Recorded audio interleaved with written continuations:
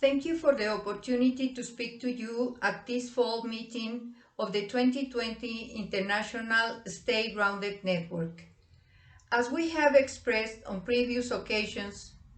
the problematics in the Valley of Mexico Basin are diverse, complex, and serious.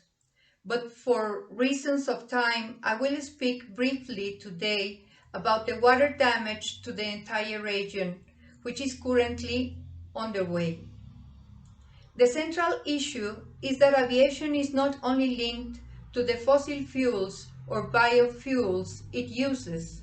but also to the depth of large amounts of water to sustain those huge airports like the one currently in operation in Mexico City and the one being built in Santa Lucia in the east of the state of Mexico.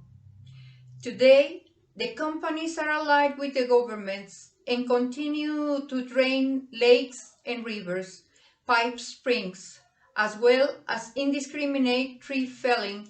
forest fires, and the spreading of chemicals to inhibit rain and prevent runoff to the areas to be urbanized.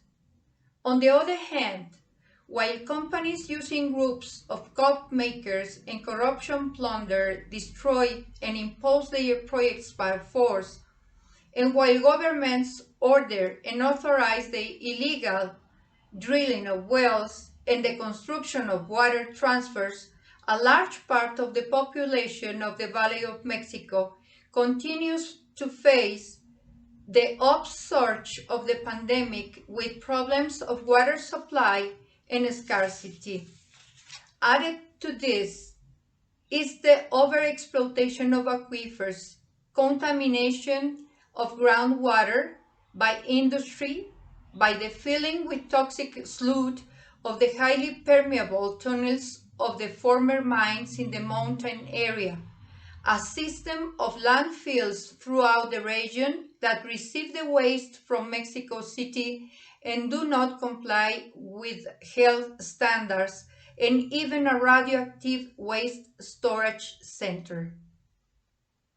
None of the works associated with the new airport have been cancelled, and the urban and tourist park, wrongly called ecological in the Texcoco Lake, is linked to the processes of gentrification and impoverishment of the original people's communities and neighborhoods, denying the lacustream vocation of the Valley of Mexico Basin, and contrary to the hydrological rescue initiated by the engineers Nabor Carrillo and Gerardo Cruz Shank, who, in the expected opinion of the recently deceased architect urbanist Jean Robert, is the first to make specific reference to the principles of territorial organization of the Anahuac or ancient pre-invasion Mexico.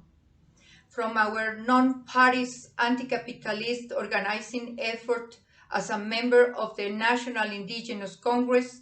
we call for solidarity to help us publicize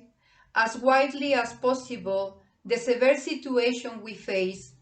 as well as the sustained information of the International Stay-Grounded Network that has recently begun work in Latin America and the Caribbean, and to speak out against the ongoing environmental damage.